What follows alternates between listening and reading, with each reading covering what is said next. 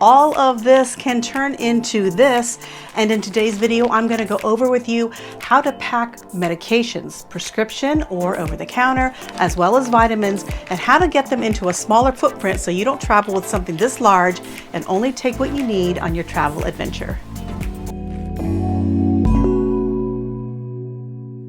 All right, the number one thing I'm going to do is get a list of all the medications that we take daily and some that are not prescription that we might want to bring with us, and then put together a list, one for me, one for him, and have how much we're taking, dosage, also how many times a day or how many times a week that we need to take it, and make sure I have enough for the trip plus a little bit extra just in case.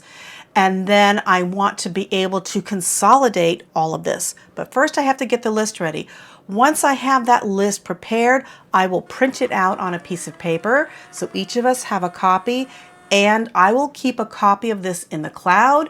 So if for some reason we lose anything like our physical piece of paper, we'll have the cloud to go to look at and to download and reprint if we need to.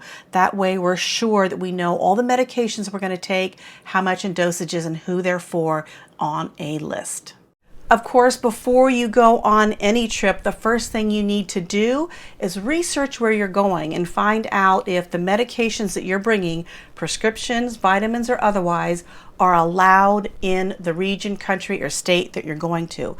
So for example, some places don't allow you to bring CBD oil in the United States. Generally, they don't check, but you don't want to get caught with something like that.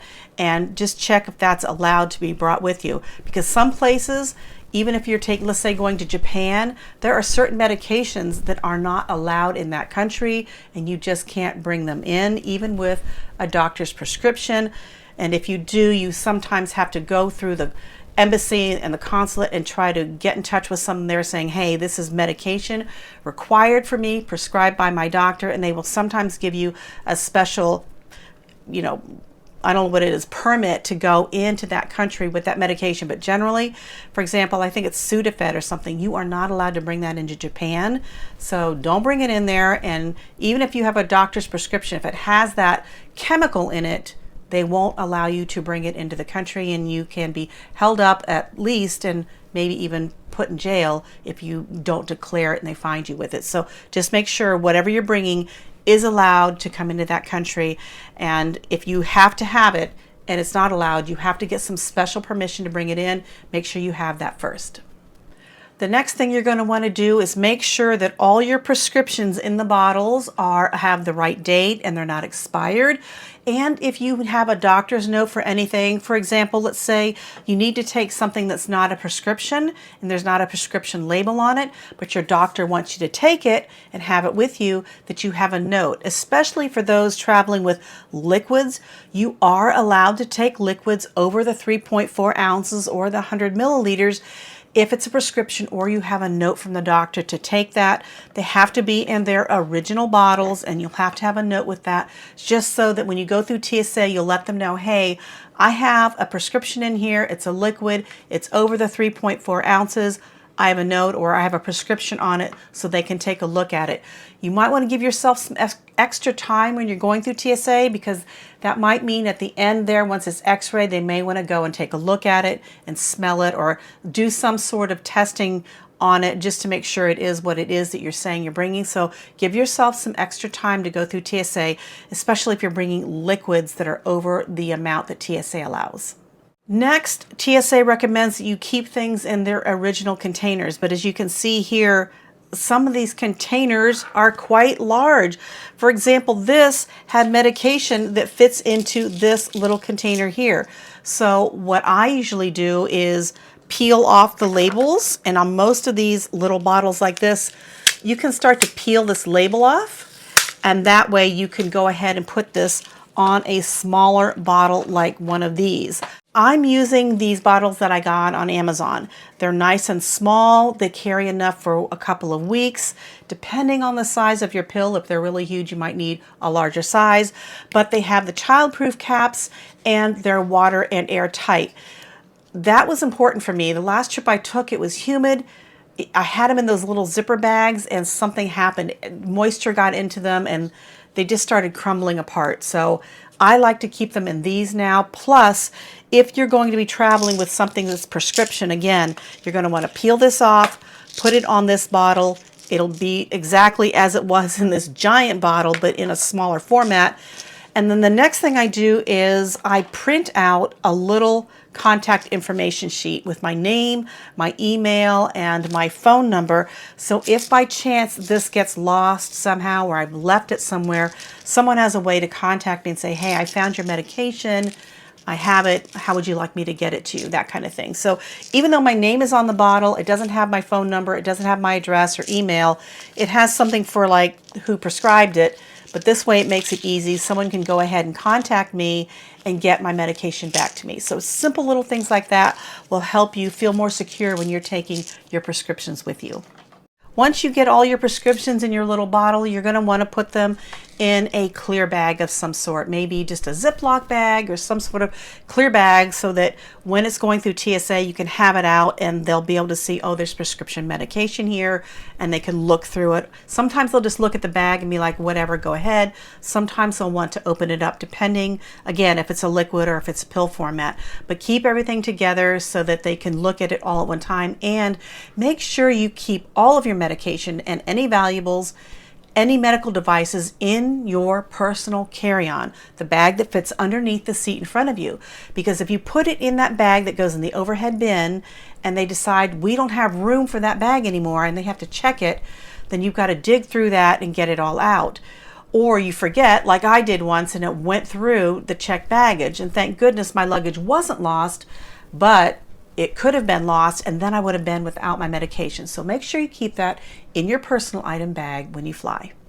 So if you're traveling with some medical devices, you want to call the airline ahead of time and let them know that you have those things. Now, generally for a CPAP machine, they don't normally require that. But once when we were getting onto a plane, David had a CPAP machine. They told us, hey, we have no more overhead bin space. We told them this is a medical device, it's a CPAP machine. We had to open it, we had to show it to them, and then they said, okay, we'll make some room for that device. And they had to ask other people to remove their luggage from the plane so that we could get a medical device onto the plane.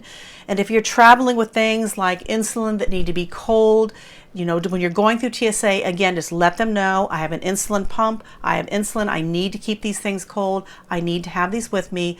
Let the airline flight attendant know that as well. And again, so if you can put your CPAP in your personal item and you have room, great. If not, you know, and it has to go in the overhead bin, just let the flight attendants know. They usually will accommodate you in some way.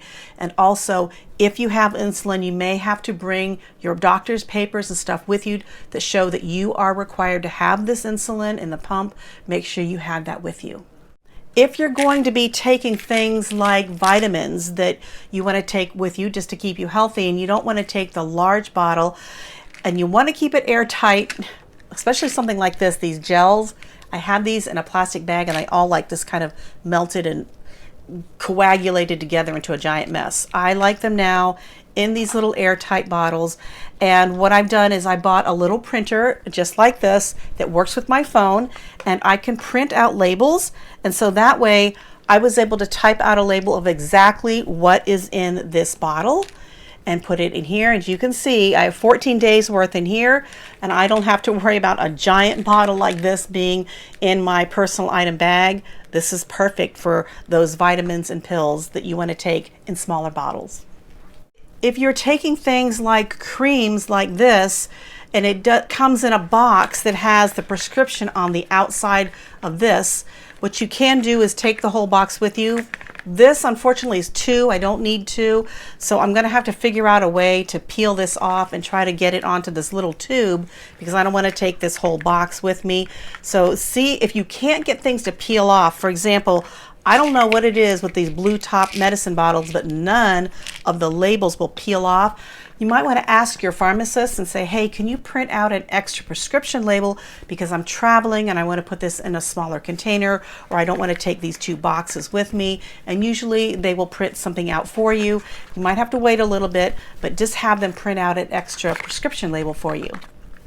If you're taking over-the-counter medication with you and you don't want to take the whole box like this, you just want to take out maybe one sleeve or a couple, just make sure they're in blister packs like this, so that way it tells everybody and you what is in here. This is like cold medication for day and night.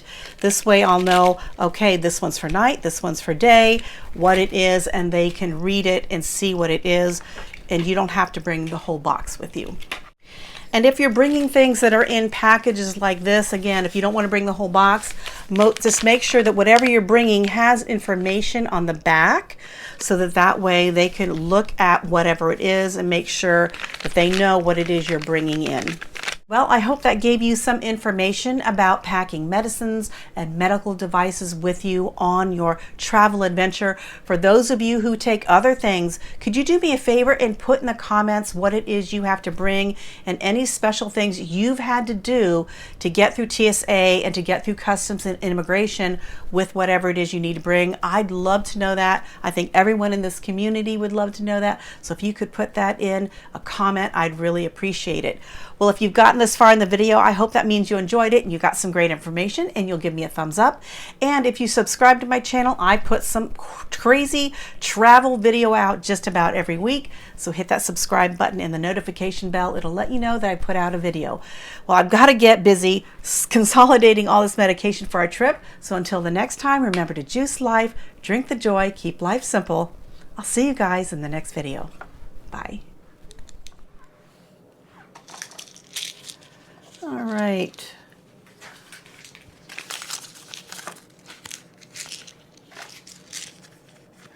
And that one and that